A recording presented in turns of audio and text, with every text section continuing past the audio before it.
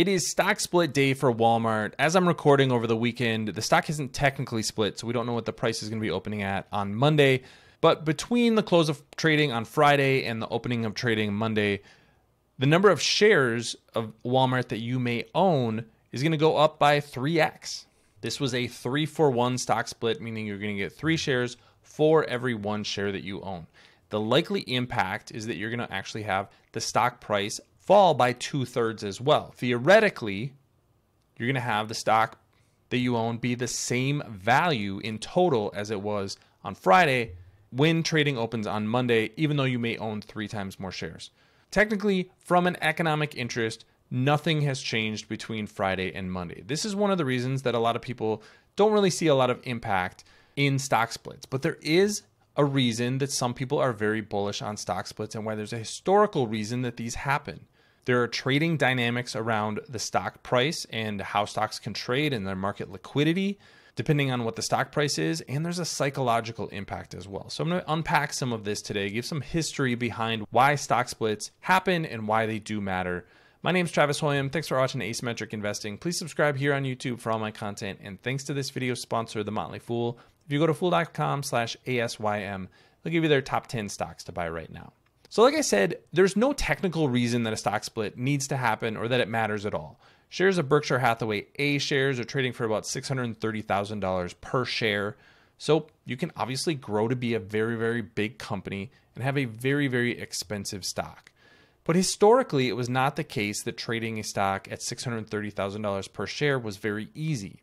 Stock trading was very expensive prior to the electronic trading that we know today. And fractional shares that are very common today just simply didn't exist. If you were trading shares in the 1980s, for example, you were paying $30, $40 for a transaction and probably paying for the number of shares you're buying on top of that. And a broker couldn't just simply give you a half of a share of a $1,000 stock. They needed to sell you at least one entire share, if not a round number. And that's where you get to something like odd lots. Odd lots are simply a number of shares being traded that's not a multiple of 100. If you look at transactions happening on a second-by-second basis on most stocks, there's going to be 100 shares traded, and then 200 shares, and then 100 again. These are round lots is what they're known as. And that's typically how a lot of trading happens. Now, if you're trading in 100 share lots, now the stock price starts to matter as well. If you have a $1,000 stock and you're trading 100 shares of that stock, that's a $100,000 trade just going back and forth. So if you're a market maker, somebody that is trying to both offer the stock for sale and buy it at the same time, and that spread between the price is where you're going to make a profit. Suddenly, if you're trading a $1,000 stock, it's extremely expensive for you to make a market in that stock. But if you have a $50 stock, on the other hand, each trade for 100 shares is going to be about $5,000. That's going to be much easier from a capital perspective to make a market in that stock. So there are historical market dynamics that go into the reason that companies wanted their stocks to trade somewhere between $10 and $100 per share. The healthy number was typically something like $30 to $70 per share. Once you started to get over $70 per share, now is when you started to talk about when are we going to split our stock. And once you got to over $100 per share, that was when a lot of companies did start to split their stock. So there are a lot of historical trading dynamics behind the fact that companies wanted to keep their stock price relatively low. And that's actually one of the reasons that Walmart says that they wanted to split their stock. Thanks to our friends at The Motley Fool for sponsoring this video. Visit fool.com/ASYM for the top 10 stocks to buy right now. This is the release from Walmart in January announcing this 3-for-1 stock split. And you can see that there's a couple things they note here that are all true and all the kind of things that I've been talking about. Optimal trading and spread levels so that associates feel that purchasing shares is easily within reach. This gets to the psychology behind the stock price. People feel like if a stock is $50 per share and they can buy 10 shares for $500, that's a better deal than if they can buy 1 share for $500. Now, you own the exact same percentage of the company at that point, but it's the feeling about how much you own that matters in this case. They go on to say that Sam Walton believed it was important to keep our share price in a range where purchasing whole shares rather than fractions was accessible to all of our associates. Again, when Sam Walton was alive, trading fractional shares was not something that you commonly did.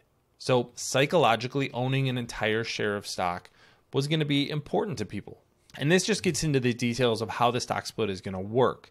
All this will happen in the background in your brokerage account, but they will be payable after the market closes on Friday. So as I'm recording yesterday, as you're watching this would have been a couple of days ago. For the shareholders of record at the close of business on Thursday. This gets to the delay between shareholders of record and when things actually happen in the market. So there's often a delay of a day or two between a shareholder of record and then that thing happening. So like a dividend, you would want to pay attention to when you need to be a shareholder of record for the dividend, not necessarily when the dividend is paid out. That's typically a couple of days later. So this is where you want to watch what these dates are. But like I said, even if you bought the stock on Friday, you're going to get the split on Monday. And shareholders will receive 2 additional shares of common stock for each share held. And then for the stock price, what you're going to want to look at is that shares are going to begin trading post-split on Monday, February 26th.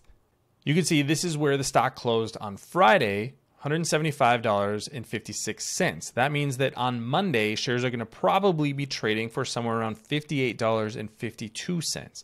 And that should be the reference price that you're using to compare is the stock up or down for the day, because that's going to be a third of the price that was the closing price on Friday. You're going to own 3 times more shares on Monday.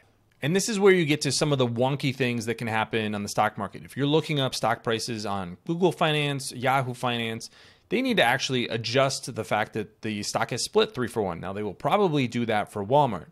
But sometimes with smaller companies, there's a delay in that happening. So it looks like a stock dropped 60, 70% if there's a 3-for-1 stock split, even though the value of the shares that you own basically haven't changed because they just haven't adjusted that on the back end. So just keep an eye out for that. If you ever own a stock that does a stock split, sometimes these places that you're looking for information haven't adjusted the price that they need to on the back end to tell whether the value of what you own is up or down pre-split versus post-split. So just something to keep an eye on. But the other thing I want to highlight is that the economic interest that you own in Walmart, if you own shares, does not change between Friday and Monday. There is no impact on the company's earnings, on the value of the company overall, on the percentage of the company you own. There's really no change on a fundamental level, pre-split versus post-split. It is all psychological. It gets to these historical norms that go back to trading and how stocks were traded, what round lots and odd lots are, how you create liquidity in the market and how expensive that liquidity is. And a lot of those things just simply don't matter anymore for most companies because we can trade fractional shares and it just doesn't matter. You see the fact that you own $1,000 worth of a stock. It doesn't matter if that means you own 1 share or 1,000 shares. You own the exact same percentage of the company. That's one of the reasons that a lot of people aren't really worried about stock splits. I happen to be one of those people. I don't think it matters because I'm a long-term investor. 10 years from now, it's not going to matter if Walmart stock is trading for $100 per share or $100,000 per share. And we have seen companies be successful in both manners. But I think Walmart specifically has a lot of historical reasons for wanting to keep that stock price relatively low. So hopefully that's useful background on what happened with Walmart's stock split, why people have been talking about it so much, why it makes sense for this company specifically, and why, from a technical perspective, it doesn't change anything about Walmart or the stock. If you have any questions or comments, leave those in the comments section below. Thanks for watching, everybody. I'll see you here next time.